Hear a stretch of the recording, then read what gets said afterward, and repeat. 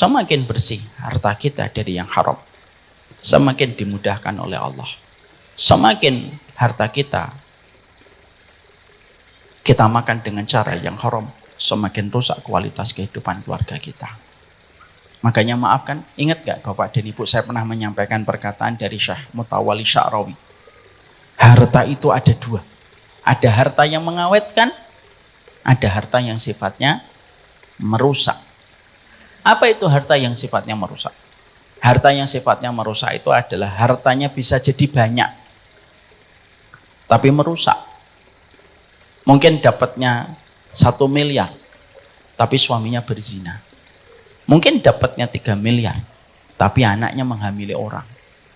Mungkin dapatnya 5 miliar, tapi antara dirinya dan anaknya tidak pernah terjadi komunikasi yang akrab dan hangat antara bapaknya dengan ibunya, atau antara bapaknya dengan anaknya. Mungkin dapatnya 6 miliar, tapi dia menghadapi satu pembiayaan jauh lebih besar daripada uang yang dia miliki. Itu namanya harta yang merusak. Dan yang paling kita khawatirkan itu apa? Bukan fakirnya yang paling dikhawatirkan orang beriman, tapi yang paling dikhawatirkan orang beriman itu ketika hartanya merusak. Dan harta yang merusak itu tergantung bagaimana cara dia ketika mendapatkan harta. Ada harta yang kedua, ada harta yang sifatnya mengawetkan. Harta yang mengawetkan itu bagaimana? Dijadikan mungkin banyak, dijadikan pula terkadang itu sedang. Gajinya cuma 5 juta, tapi kebutuhannya 3 juta. Dijadikan cuma 5 juta, tapi 5 anaknya itu sayang banget sama abahnya. Setiap abahnya pulang, ada yang langsung membukakan pagar, ada yang mengambil tasnya, ada yang mengambil kunci motornya, ada yang melepaskan sepatu abahnya, ada yang langsung mengambilkan air putih abahnya, ada yang langsung menawarkan kepada abahnya, "Bah, mau dipijit, bah." Itu namanya mengawetkan. Hartanya mungkin cuma 3 juta per bulan, tapi ketika anaknya tidak mampu sekolah dan tidak mampu abahnya menyekolahkan ke tingkat lanjutan, abahnya berkata sama anaknya, "Maaf ya nak, abah nggak bisa nguliahin kamu tahun ini. Harta abah lagi cekak, kamu sabar dulu ya." Lalu anaknya dijadikan oleh Allah lembut menjawab tanpa marah-marah, "Nggak apa-apa bah, abah fokus aja untuk adik-adik. Abang nanti bisa nyari beasiswa sendiri kok." Dan alhamdulillah kelihatannya sebentar lagi abang nanti dapat beasiswa. Itu mengawetkan. Pernah kita jumpai, Bu, ini pernah saya sampaikan. Pernah nggak kadang kita jumpai ada anak kita minta apa saja tuh sungkan gitu sama kita. Sampai kita sama istri kita kadang ngomong, "Ini anak kita yang nomor ini kok jarang minta ya." Iya ya, jarang minta ya. Ditawarin apa aja bilang nggak usah ma, nggak usah pak, masih cukup kok. Itu namanya mencukupkan. Ada nggak harta anak kita itu terkadang masya Allah gitu, tasnya sudah robek-robek gitu. Lalu kita menawarkan, "Nak, tasmu itu nak sudah robek-robek nak, diganti tas yang baru ya nak." Lalu anak kita mengatakan, "Nggak apa-apa kok bah, yang penting ini tasnya masih bisa kepake. Nggak pada jatuh kok barangnya, nanti aja gantinya kalau sudah mau sekalian kuliah." Itu namanya mengawetkan. Makanya akhirnya Sa'ad bin Abi Waqqas itu mengatakan kepada kita, Bu, poros kebaikan kita dan kemudian kita tergantung bagaimana kita mendapatkan harta. Dan poros kerusakan kita dan kesulitan hidup kita itu tergantung bagaimana ketika kita rusak di dalam kita mendapatkan harta. Jadi masalah harta itu merupakan komponen terpenting. Karena pada poin nomor 1 kita akhirnya bicara tentang masalah harta pada zaman fitnah dan dampaknya pada keluarga. Terkadang keluarga kita hari ini begitu solid untuk dikondisikan beribadah kepada Allah. Bukan hatinya yang terlanjur rusak. Tapi terkadang ada anggota keluarga kita yang terkadang begitu sulit dikondisikan untuk beribadah pada zaman fitnah. Ketika seorang mamah begitu kesulitan mengkondisikan anaknya untuk sholat. Ketika ada seorang ibu begitu sulit mengkondisikan anaknya untuk menutup aurat. Ketika ada seorang bapak begitu sulit untuk menerjemahkan bahwasanya pacaran itu hanya menodai kehidupan putrinya. Dan ternyata sulit, kita seakan-akan menabrak tembok yang tebal ketika kita menasihati anak kita. Bisa jadi bukan karena hati anak kita yang rusak, tapi karena ada makanan yang kita suapkan dari harta yang haram yang akhirnya menebalkan mereka untuk tidak bisa menerima perintah kebaikan dari kita. Mari kita buka surat Al-Mu'minun 51. Dika dibaca. Allah berfirman, wahai para rasul, makanlah dari makanan yang baik-baik dan kerjakanlah kebajikan. Sungguh aku maha mengetahui apa yang kamu kerjakan.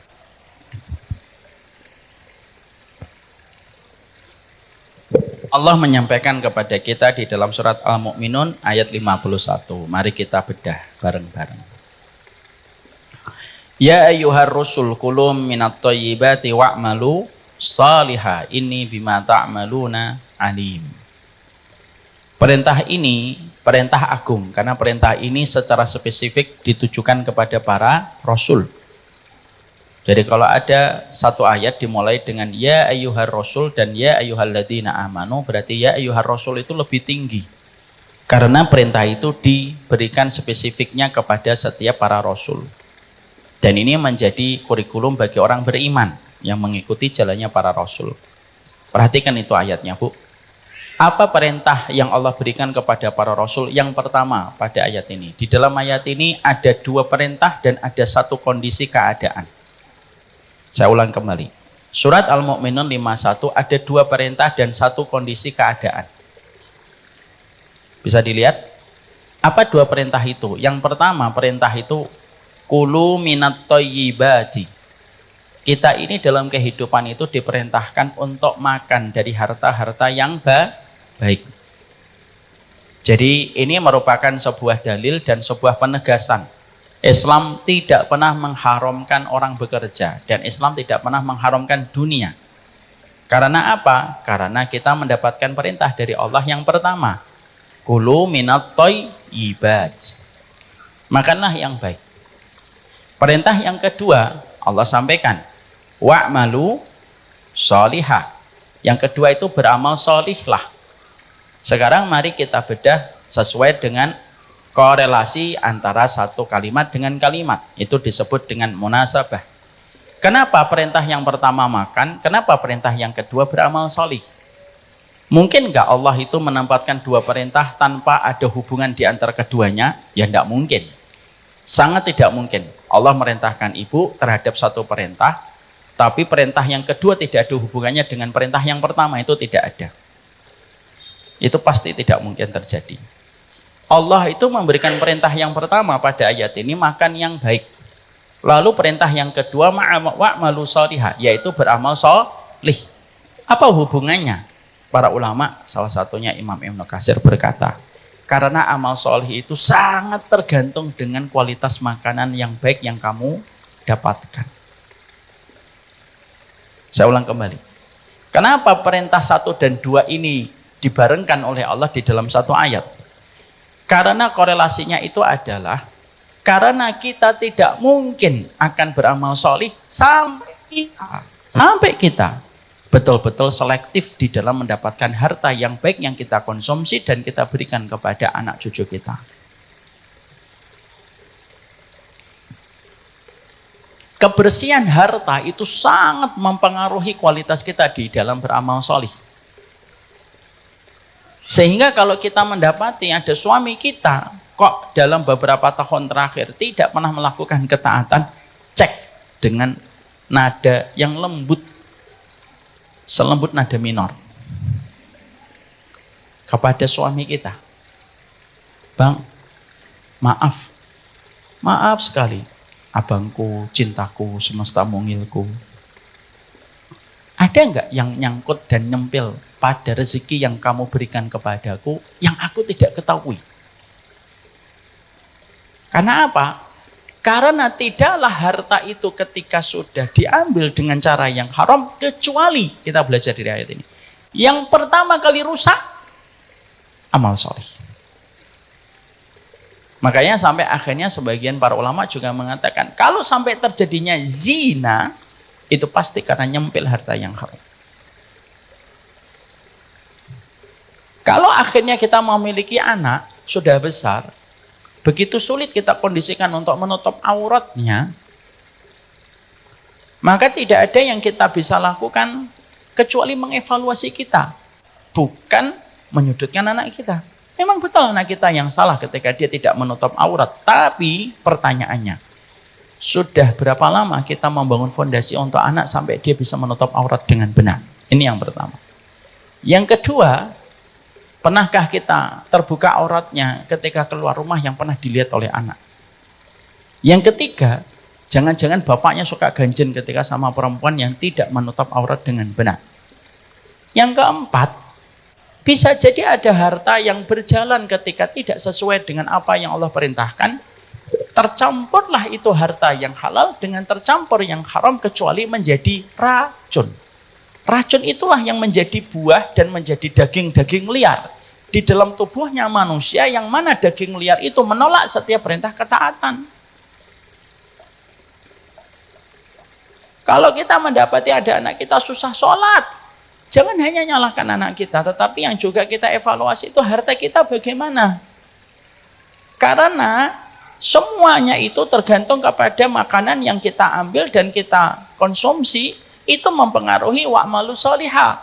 Lalu Allah menyampaikan apa? Ini bima ta'maluna alim. Allah itu yang paling tahu, walaupun manusia itu kadang-kadang suka denial.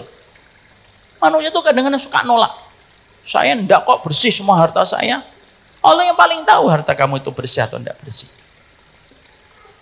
Makanya akhirnya betapa sulitnya ketaatan itu terjadi pada kehidupan pada zaman fitnah. Kenapa? Karena harta ketika dibuka oleh Allah dengan begitu luar biasa, orang itu serampangan ketika mereka itu mengambil harta. Sehingga tidak lagi peduli sebersih apa hartanya untuk dia ambil. Lalu ketika dia tidak memiliki screening di dalam mengambil harta, pertama kali yang pasti rusak itu pasti kehidupan keluarga dan kehidupan anak. Ini saya ambilkan kisah nyata, Bu, untuk menjadi poin yang pertama, betapa pentingnya pusaran kebaikan keluarga kita pada zaman fitnah itu sangat terletak kepada harta yang bersih. Ada kisah nyata, Bu.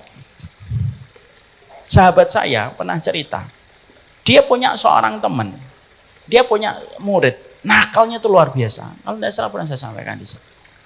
Anak itu nakalnya luar biasa. Sampai akhirnya berkali-kali itu digundul sebagai simbol pelanggaran berat. Tapi walaupun digundul berkali-kali, itu tetap aja anaknya istiqomah melanggar kemaksiatan. Sampai akhirnya ustadz-ustadz di kesantrian itu lepas tangan. Ustadz-ustadz kesantrian itu ustadz-ustadz muda, Bu, yang biasanya menemani anak-anak ketika mereka di pondok.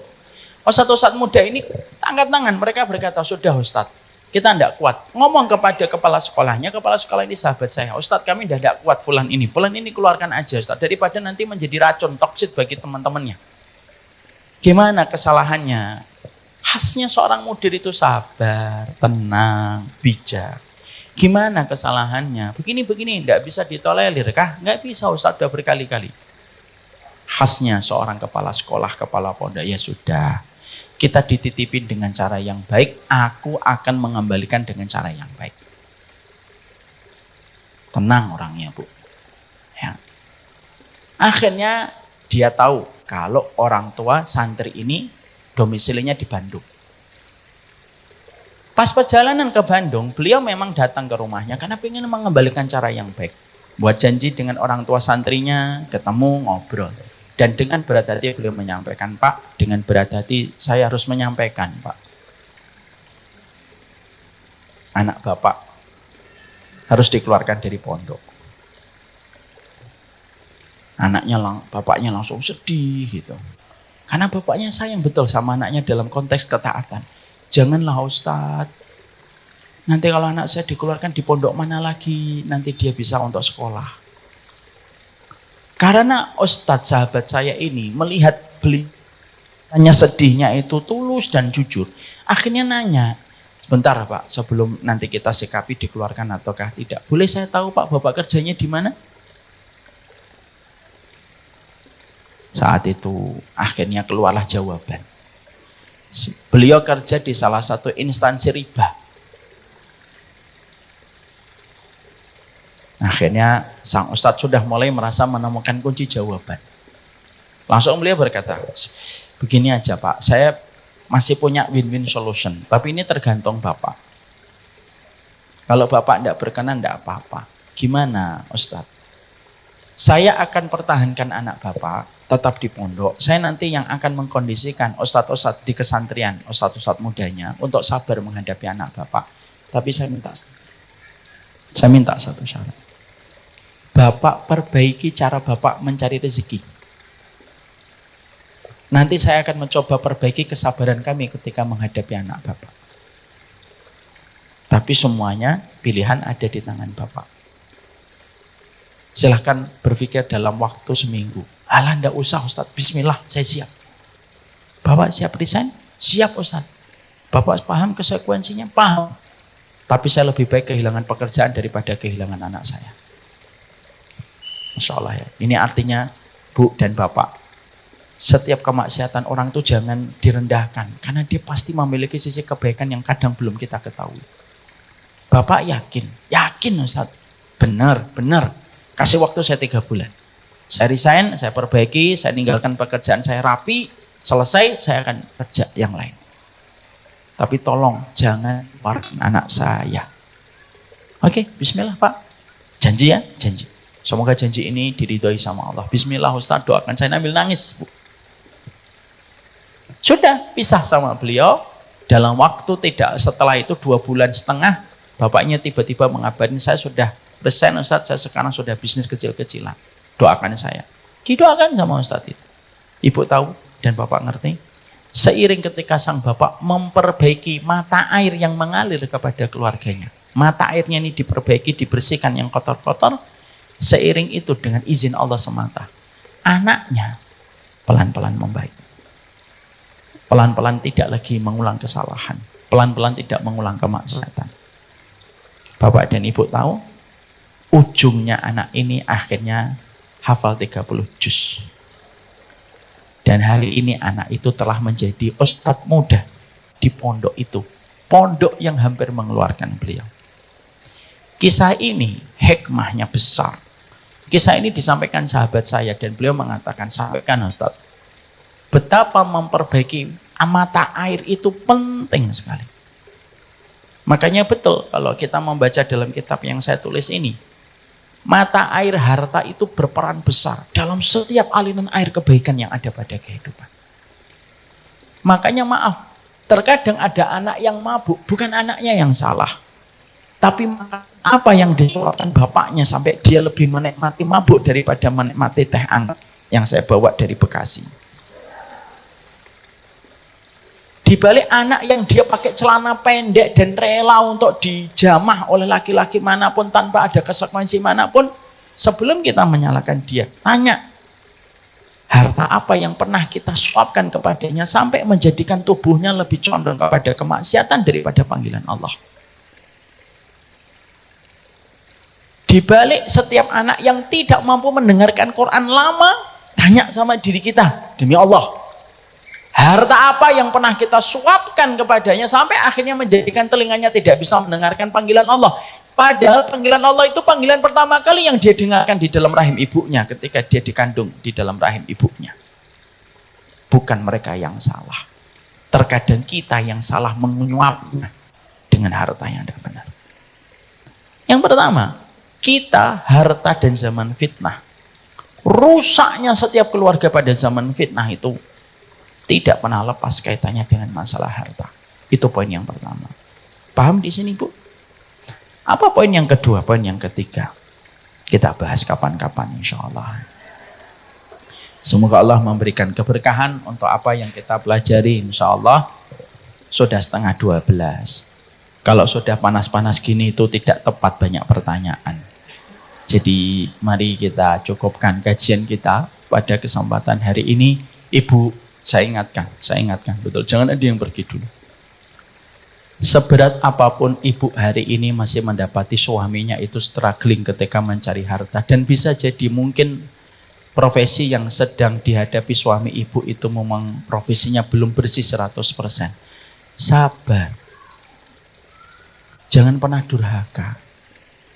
Berikan doa yang terbaik. Genggam tangannya. Lembutkan suara mengingatkannya. Meyakinkan hatinya bahwasanya ketika kita membersihkan harta kita pasti ada kebaikan yang Allah persiapkan untuk kita. Tapi saya tidak mau, Bu. Setelah ibu nanti belajar dari sini, pulang-pulang ke rumah ibu membawa emosi. Ketika sore hari suaminya pulang baru membuka pintu, ibu langsung berkata, qala Allahu ta'ala fil Qur'anil Karim. Di dalam surat Al-Mu'minun 51, Bi. Jangan gitu. Pelan-pelan. Tidak ada yang disukai oleh seorang suami kecuali kelembutan suara seorang wanita. Saya ingatkan ya, Bu. Kami para laki-laki tahu betul 90% nasihatnya istri itu benar. Ya atau tidak, Pak? Yang tidak kami sukai itu apa? Intonasinya yang tidak enak. Betul atau tidak, Pak? Yang mantok-mantok agak takut karena istrinya ikut. Makanya ingatkan dengan baik. Doakan, kuatkan. Karena bisa jadi, Bu, ada suami kita yang rela mengambil harta itu walaupun tahu dia itu hartanya kurang bersih. Karena yang difikirkan ibu. Demi Allah ya. Saya pernah jumpai ada seorang bapak-bapak mendapatkan pressure dan tekanan tinggi di kantornya. Pressure-nya tinggi, Bu. Sampai dia stres. Ngomong ke saya itu nangis. Laki-laki 48 tahun nangis di depan saya.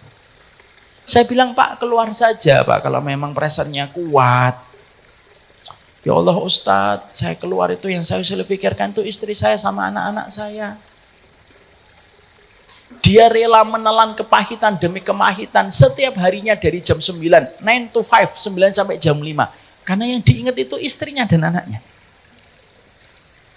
Janganlah setiap kebaikan ibu yang ibu dapatkan hari ini menjadikan ibu lupa gimana berdarah-darahnya dia ketika bertahan untuk memberi kecukupan kepada ibu. Kita memang pengen bersih dalam harta kita.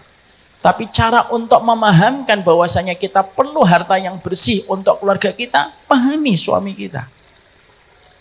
Jangan sampai cara yang kita paksakan justru menimbulkan madharat yang lebih besar dan kerusakan yang lebih besar. Nahi mungkar itu harusnya tidak menimbulkan kerusakan yang besar. Istri yang menasihati suami, tapi akhirnya berujung kepada perceraian, bisa jadi nahi mungkarnya tidak berkah. Karena nahi mungkar itu kalau terjadi secara benar, tidak menimbulkan kerusakan yang lebih besar.